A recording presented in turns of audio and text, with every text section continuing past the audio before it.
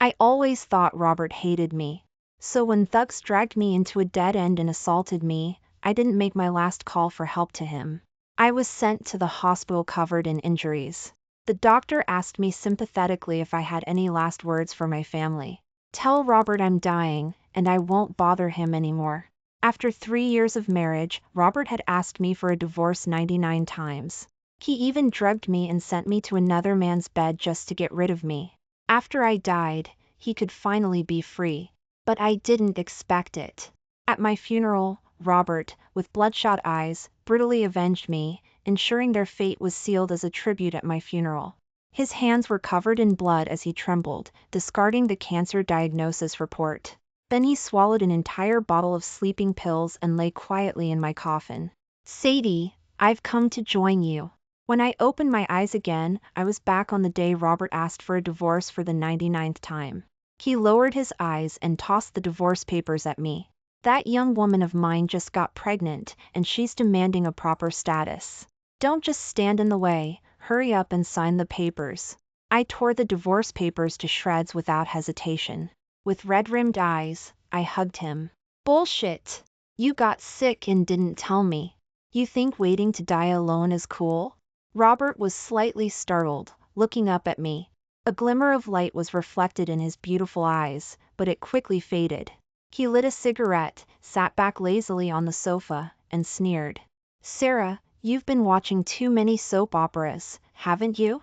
He smiled indifferently and deliberately blew a smoke ring towards my face. I'm already sick of you.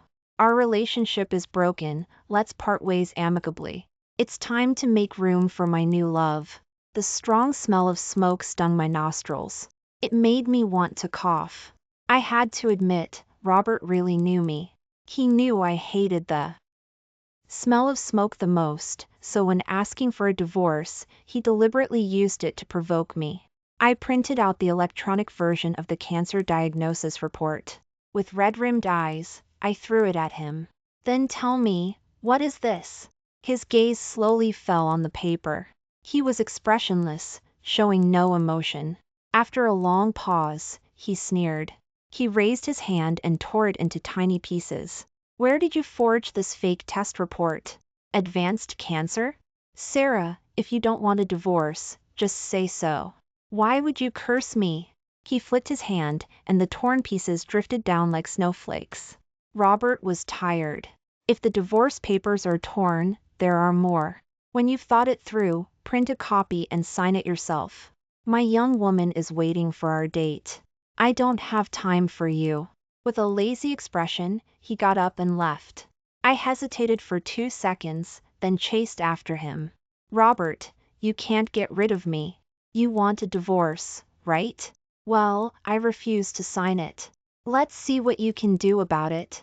I started acting shamelessly. Robert paused, leaving me with 2 cold words, suit yourself. So I embarked on my full-on clingy stalking mode. When Robert went to the company for a meeting, I waited for him outside the office building. When he drove to meet his new love for a date, I hailed a taxi and followed. Driver, can you go a little faster? Follow that car ahead. The driver glanced at me in the rearview mirror.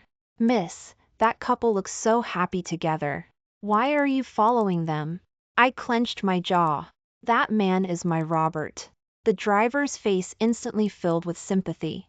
He sat up straighter and patted his chest, guaranteeing, don't worry, I promise I won't lose them. They stopped outside the shopping mall. Robert got out first, then turned and opened the car door. A young woman rushed into his arms. Laughing and talking, they linked arms and walked into the shopping mall. I bit my lip. Even though I knew he was acting, my heart still ached. I remembered my previous life. Robert provoked me like this then too. To pressure me into agreeing to the divorce quickly. He even brought the young woman to our marital bed, stripped naked, and held her close to show me how affectionate they were. That was the time my heart completely died. I signed the divorce papers, packed up to leave and find a place outside, but was dragged into a dead end by a group of thugs. They assaulted me, treating me like a rough toy. Excruciating pain shot through me as they ripped out half of my hair. My teeth seemed to have been knocked out too because they picked up a brick from the roadside and smashed it violently against my head. As I felt dizzy and saw stars, I remembered the purest year of our love. Robert held me gently and set his number as the emergency speed dial on my phone. Sadie, if you're in danger, call me immediately. I'll always be there. I fumbled for Robert's number in my struggle but hesitated the moment I was about to dial. I remembered his look of disgust. He might be flirting with his new love and wouldn't want to be disturbed by me. Later, even when I was covered in wounds, sent to the hospital, and on the verge of death, I still didn't contact Robert. And it became a final goodbye. Now, across the street, Robert had his arm around the young woman's waist, laughing softly in her ear, saying something. His gaze occasionally flickered in my direction. Steeling myself, I decisively got out of the taxi and rushed towards them. Sensing my intense gaze, Robert and the young woman paused, turning back to look at me strangely. Robert, didn't you say you'd hurry up and divorce that old hag at home? Why is she chasing us again? Robert's gaze slowly fell on me. His brows furrowed, but he didn't say anything. He seemed to be waiting for an explanation from me. I smiled and shrugged. Don't mind me, you two carry on. I remembered Robert's new love, the young woman named Chloe. She looked pure and sweet, completely different from me, the perceived shrew. Since Robert started frequently bringing up divorce half a year ago, he had been with Chloe every time he didn't come home at night. Seeing me sticking to me like glue, Chloe seemed uncomfortable. She kept looking back at me, hugging Robert's arm and whining. Robert, is your wife crazy? Why is she following us? Is something wrong with her? Robert finally couldn't help it. He turned and stared at me coldly. Sarah, you're scaring my young woman. He shielded her behind him, as if afraid I would harm her. But 6 years ago, he had also protected me like that, without hesitation. He stayed up watching stars with me, went to the desert with me, and even when we were on the verge of dying of thirst, he saved the last sip of water for me. Even though I kept getting entangled with my ex-boyfriend and betrayed him many times, he still loved me. In my previous life, I could never understand. How could someone so devoted suddenly change their heart? So I went mad, focusing my jealous gaze on that young and beautiful woman, Chloe. Jealousy makes people crazy. It prevented me from seeing Robert's true intentions. But now I knew the full story. Watching Robert's eyes with my arms crossed, I suddenly laughed. Robert, your acting needs work. It's quite hard to fool me. Robert withdrew his gaze, not speaking. He lowered his head and kissed Chloe's lips. The girl's face immediately turned red. She looked up at him shyly, her eyes full of joy. I, however, stood frozen in place, my face pale. Robert looked at me with a calculating gaze and naturally put his arm around the girl's waist. Do you still think I'm acting? He even pulled up hotel check-in information on his phone and thrust it in front of me. See clearly. I've genuinely fallen in love with someone else.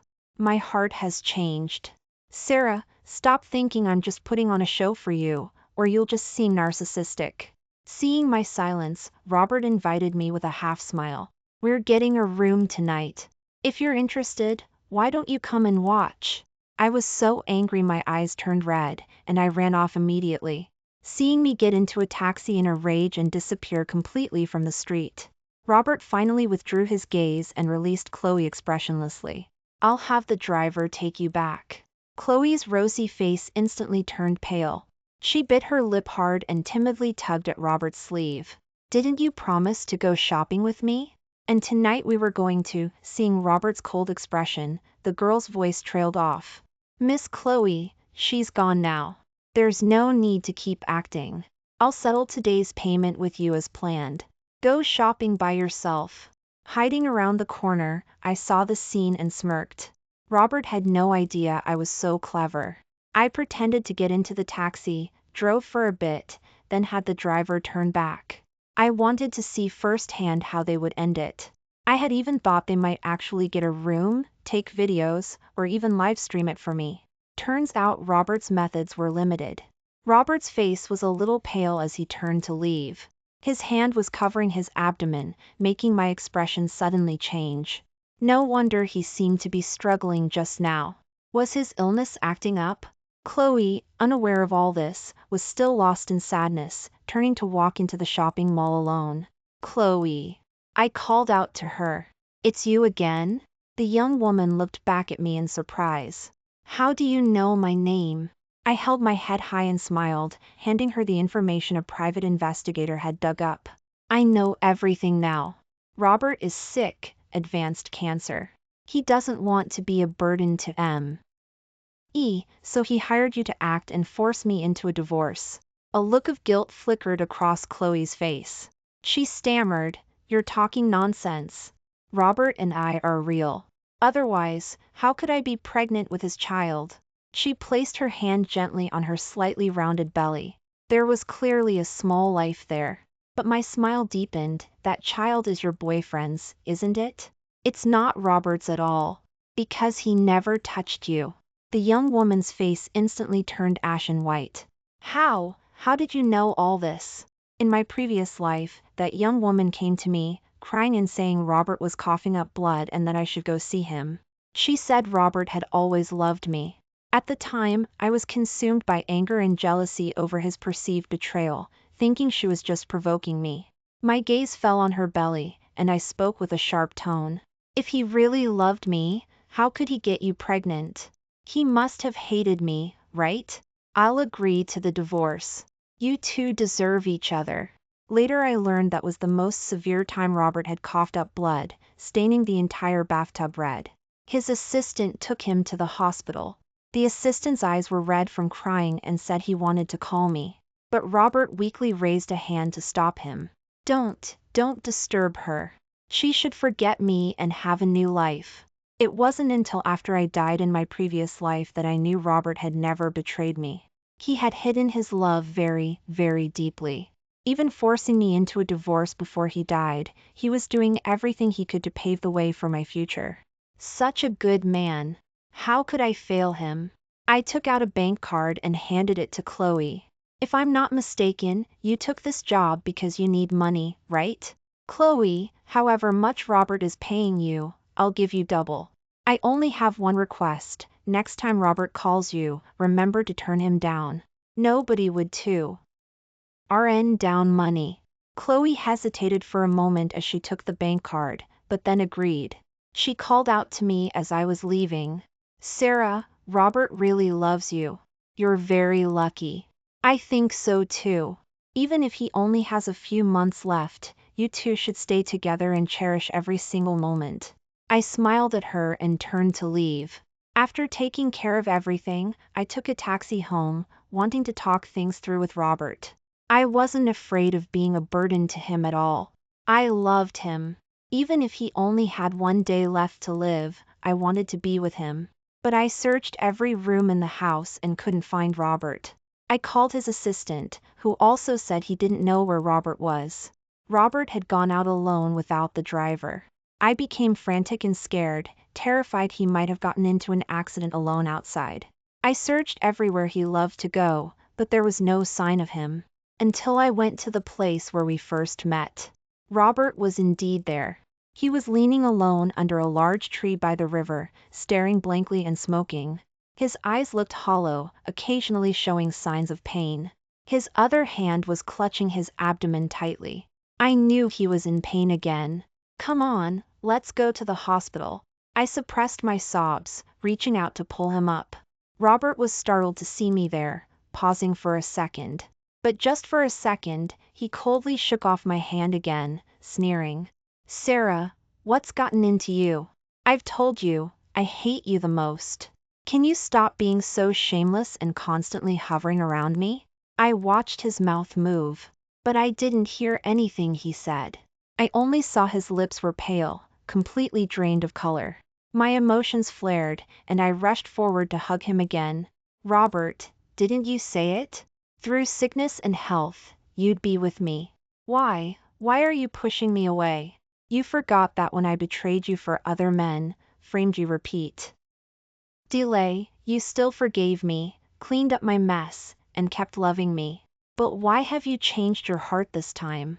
You spent so much effort to win me over and marry me, and now that I've finally fallen in love with you, how dare you push me away? In the few days since I'd been reborn, this was the first time I lost control of my emotions, practically shouting and crying as I said all this. Robert was stunned. He stared at me blankly, his eyes a little panicked. He even started trying to wipe away my tears. Don't cry, Sadie, I'm sorry. I said something too harsh just now. Please don't cry. I didn't give him a chance to push me away again, taking the opportunity to throw myself into his arms. Robert, do you believe me? If I divorce you, I'll die. Impossible. Robert blurted out without hesitation. His face changed. Sarah, how can you say something like that and curse yourself? I chuckled, wiping my tears and snot on his sleeve. But I wasn't cursing myself. That's exactly what happened in my previous life. If I hadn't signed the divorce papers, nothing would have happened to me. I'm telling you the truth, Robert. As long as you divorce me, I'll die too. Maybe it's fate. Maybe heaven only allows you to be widowed, not divorced. Perhaps because I was so shameless, Robert didn't bring up divorce again, nor did he try to push me away. He even uncharacteristically took me out for ice cream and a movie. We were like any normal couple. It was as if time had rewinded back 6 months. During the second half of the movie, I fell asleep leaning on Robert's shoulder. In my dream, I murmured, Robert, please don't leave me, okay? He looked at me in silence, his gaze gentle yet heavy, then lowered his head and kissed my forehead. When it got dark, Robert drove me home. He was silent the entire way. No matter how I tried to find topics or lighten the mood, he only gave faint s, ohs, or got its. Late that night, while Robert was taking a shower, I tiptoed into his bed. We had been sleeping in separate rooms for 6 months. I had disliked him for having affairs outside, thinking he was dirty. He was too lazy to explain. He either slept in the guest room or the study every night. But now, I was wearing my pajamas and snuggled under his blanket. Robert came out after his shower, lifted the blanket, and froze when he saw it was me. Sarah, what's gotten into you? Seeing what I was wearing, his expression changed. He took a step back, lowering his gaze, not looking at me anymore. Get out.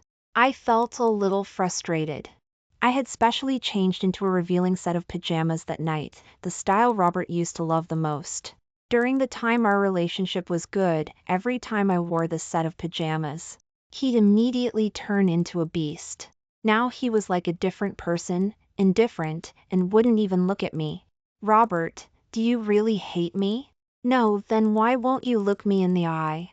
I deliberately clung to him, even actively kissing and provoking him. Robert's breathing started to quicken. He held my hand. Sarah, I told you I lost interest in you a long time ago. Why humiliate yourself? He looked at me contemptuously, appraising my entire body. I'm tired of looking at your body. I don't want to touch it at all. I was so angry my teeth ached. This guy could be really mean when he wanted to be. But I didn't care about anything else. I wrapped my arms around his waist and kissed him hard. He still resisted, until I whispered something in his ear, Robert, if we really get divorced, this might be our last time. The last time. Don't you want to enjoy it properly? Maybe after the divorce, we'll be separated by life and death and never have a chance to see each other again. I remembered my previous life. I died after signing the divorce papers. But Robert's thought was that he had advanced stomach cancer and wouldn't live much longer. A heavy and sorrowful atmosphere settled between us. Robert stopped resisting as expected.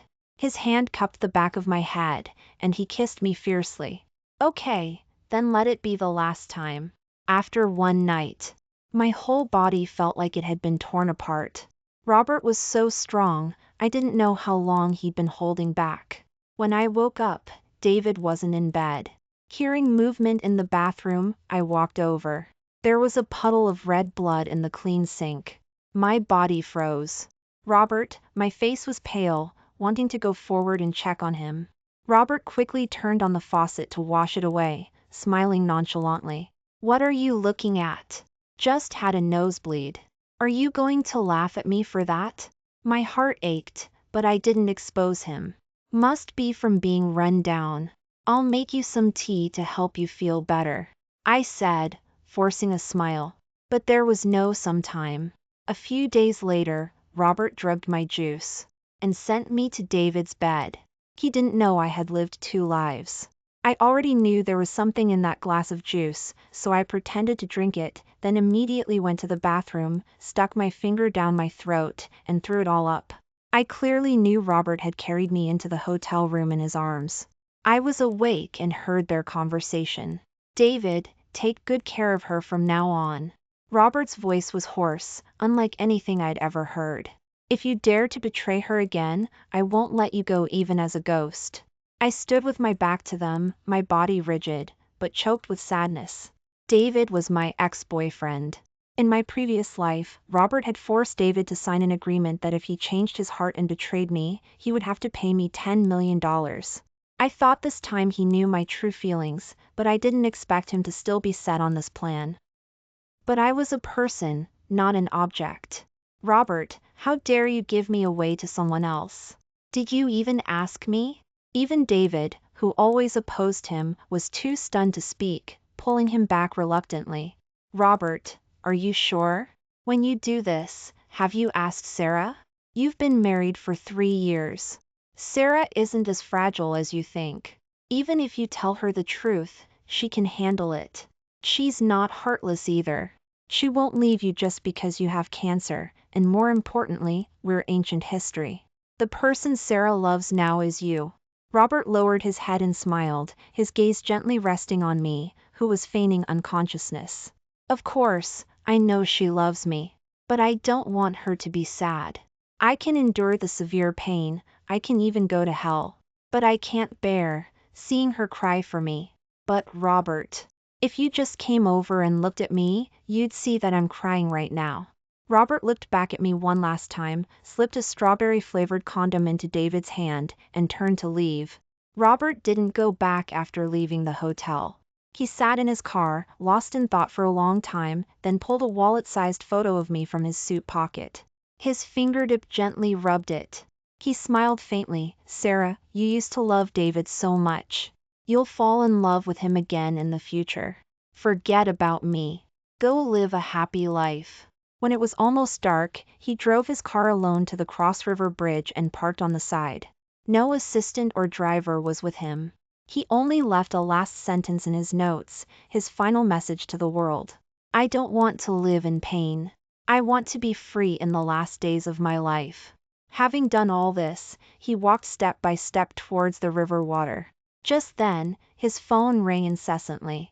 Robert silenced it, but the call came again. Robert sighed. It was David calling. His face changed, and he immediately answered, "Hello?" A panicked shout came from the other end. "Robert, hurry and save Sarah. She found out you sent her to my bed, got distraught and tried to kill herself, but was spotted by some thugs and dragged into a dead end." Robert's face turned pale. He forgot about jumping into the river and sprinted back towards the bridge. "Send me your location." He gripped the steering wheel tightly, floored the gas pedal, and sent a voice message to David at the same time. He rushed over to save me, disregarding everything else. On the way, he was praying and murmuring, "Sarah, you have to be okay." He ran 5 red lights and finally arrived at the dead end where I had staged the incident. David was there with a few people, grappling with the thugs. Seeing me covered in blood, Robert's face turned ashen. He completely lost it. "Sarah, Sarah, wake up! Don't scare me." He rushed over and hugged me. His trembling hands tried to wipe away the blood on me. But the blood on my body kept increasing, no matter how much he wiped. It covered his entire body. Normally, Robert was a germaphobe, always hating it when his clothes or hands got dirty. But now he didn't care at all. With bloodshot eyes, he begged me to wake up. "Robert," I weakly called his name and slowly raised my hand, wanting to touch his face. "Why did you give me away to someone else? You knew I didn't love David anymore. Why didn't you believe me? If you divorce me, I'll die." Robert's lips were white. He was trembling uncontrollably, terrified of losing the most important thing in his life. He gripped my hand tightly, his voice hoarse. I was wrong, Sadie. I shouldn't have done that. I shouldn't have pushed you away. Please, as long as you're okay, I'll agree to anything you say. My eyes lit up. Are you serious? Even if I ask you to never mention divorce again and promise to stay by my side no matter what happens from now on, you'll agree? My cover was blown already. Robert was just too caught up to notice. He nodded wildly without hesitation. I promise everything. I'll call the police right now. I'll call an ambulance to save you. Robert held me in his arms, his gaze fixed on the thugs. His eyes burning red, he grabbed a knife from the ground and lunged at them, intending to stab them violently. Afraid Robert would actually do something reckless. I couldn't keep pretending anymore and quickly got up from the ground. Robert! I shouted his name loudly, dropping the blood packets and props, and quickly hugged him from behind. Robert froze completely. He looked around. David burst out laughing. The thugs stopped pretending too and clapped and cheered. That's when Robert realized the thugs were all actors we had hired. Robert understood, but still looked back at me with lingering fear. Sarah, you're okay? I felt a little sheepish. I'm sorry for tricking you. But without doing this, how would you have told me the truth? The moment Robert left the hotel and closed the door, I opened my eyes. David already had a new love. Although he was my ex-boyfriend, we were genuinely ancient history. He had no intention of touching me. He knew I still loved Robert. We put our heads together and came up with this whole scene. I just wanted to test him. Could Robert accept divorcing me, or could he accept seeing me die in front of him? Thankfully, he compromised. Robert stood there, stunned, his eyes red and fixed on me, as if he couldn't get enough of looking. Sarah, why did you go through all this? 2 lines of tears streamed down his face, silent. Don't you know I'm dying? I nodded and hugged him. I know. That's why I don't want to leave you even more. Robert, let's get treatment together, okay? Medical technology is so advanced now. It's just advanced cancer, right?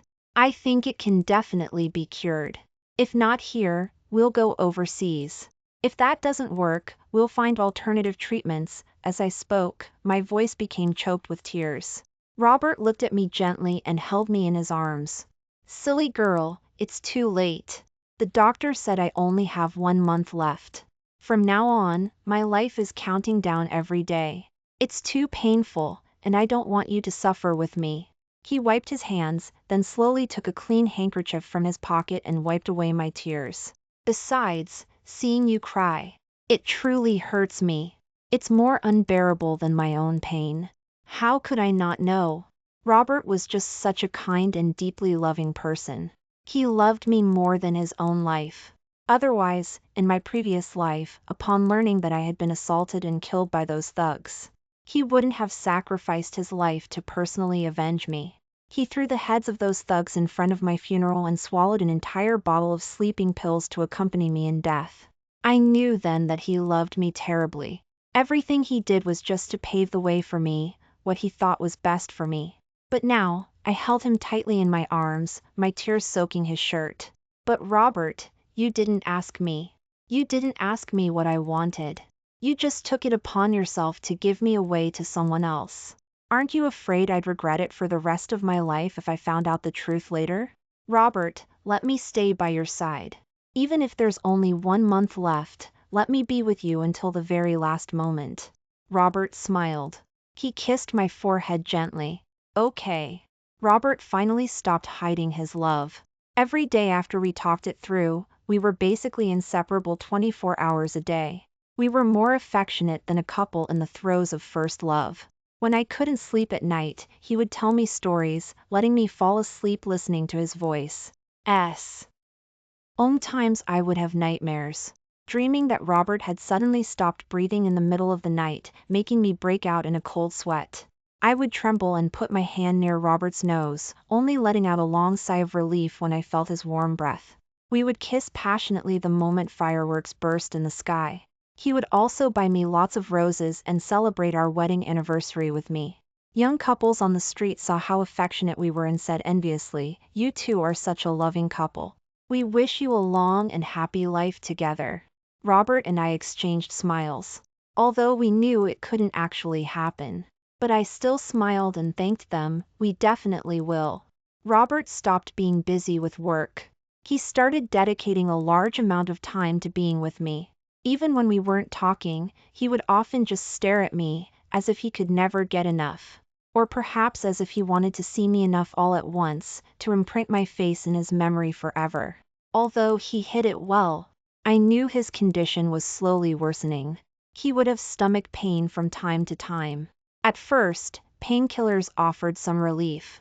Later, even swallowing half a bottle didn't help much.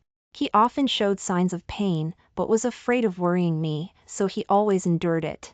He also coughed up more and more blood. From just a little on a tissue, it became a puddle. Later, it was like vomiting. The sight of that bright red was shocking, but Robert always cleaned it up so I wouldn't see. So I also pretended not to see, smiling and playing along. When Robert was feeling better, he would always take my hand and go for a walk downstairs. I don't know where he learned how to please a young woman like this, but he actually bought a large pile of paper for folding paper cranes. He said he wanted to fold paper cranes for me and write a sentence inside each one for me to read later. I smiled and said yes. But then, tears streamed down my face when he wasn't looking. Even I, a person who believed in science, started to become superstitious, frequently praying and seeking help from everywhere. I didn't understand why such a good person like Robert had to suffer like this. But many things in the world are just unreasonable. I watched with my own eyes as Robert's condition got worse and worse. One day, I forced a smile and linked my arm through Robert's. "Robert, I remember you still owe me a honeymoon, don't you? How about we go to the beach for a honeymoon?" Robert smiled and stroked my head, saying yes. He would say yes to everything I said. How I wished that time could stand still at that moment. Allow me to have Robert for a little longer. But time is so cruel. Our last days could even be counted down. I still prepared the trip as quickly as possible and went to the beach for a honeymoon with Robert. We found the best photographer and took beautiful wedding photos. Robert seemed to have coughed up blood again, startling the photographer. But he told the photographer not to say anything. "It's nothing serious. Don't scare my wife." As the sun set, the sky was filled with vibrant colors, making everyone bathed in the light look brighter. I sat by the sea, leaning on Robert's shoulder, talking to him. "Robert, when did you start falling in love with me?" He just smiled and looked into the distance, not answering me. But even without him saying it, I knew. Robert had loved me for 10 years. At first, I was David's girlfriend. But the way he looked at me was always possessive. It was he who discovered David was cheating. He told me David wasn't a good person and that I should stay away from him.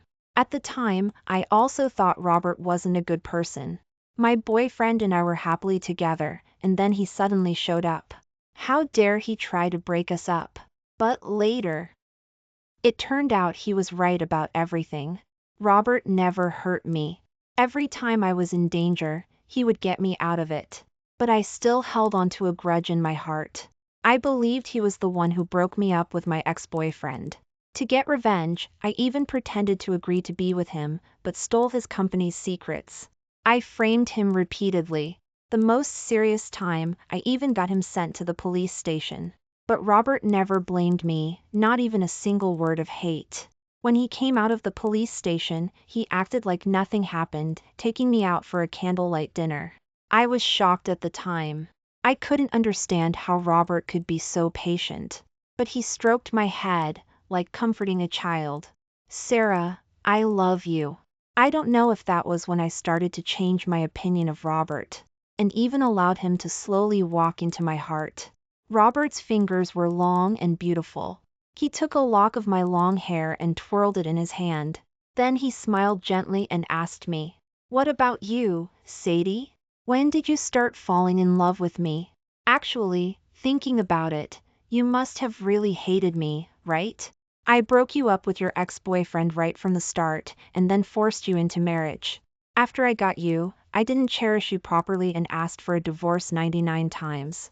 You must have been heartbroken by me, right? I laughed and playfully hit him. Look who's talking.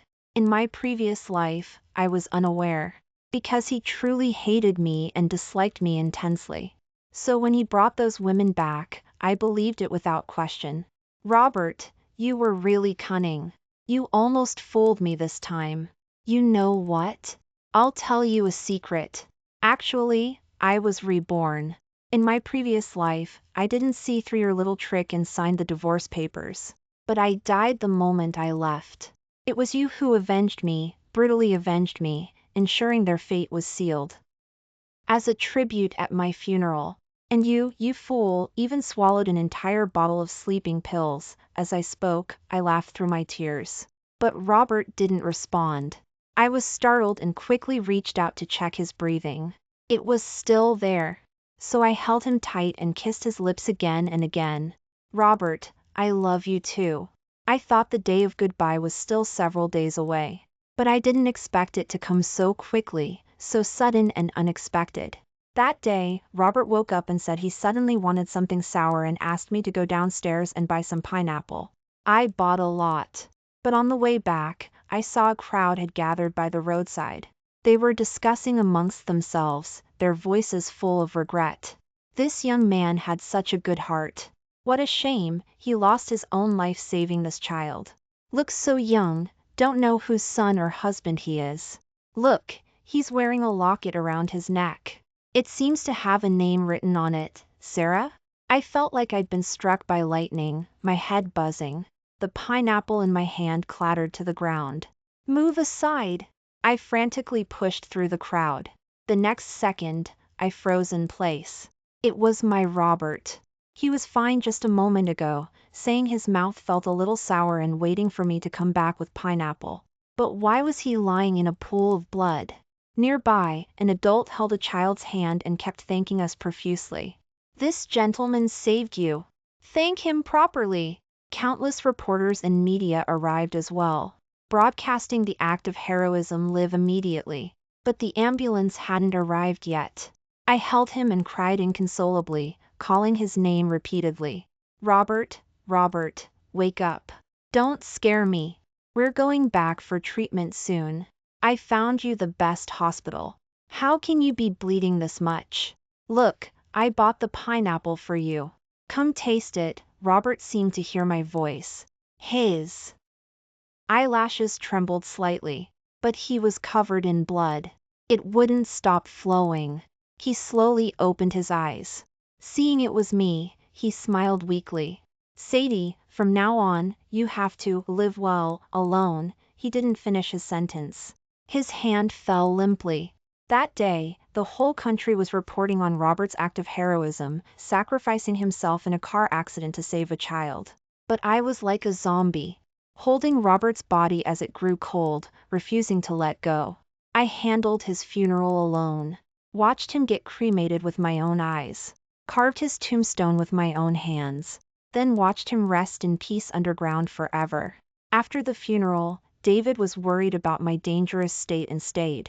Sarah, please accept my condolences. If you need anything at all, just call me. Please don't do anything rash. Robert may be gone, but he wanted you to live well. I forced a smile. Don't worry, I won't do anything rash. I will live well. That was the last thing Robert said to me before he died, and it was his dying wish. Dying is a simple thing. I would promise Robert to live well, live on for both of us. I took Robert's wallet-sized photo and traveled across the country and overseas, seeing mountains and seas. Every time I dreamed, I could see him again. Robert would smile and hug me, saying, "My Sadie is so strong, so resilient even on her own. Have you been eating less lately? You look thinner again." As if he had never left. As if he was always there.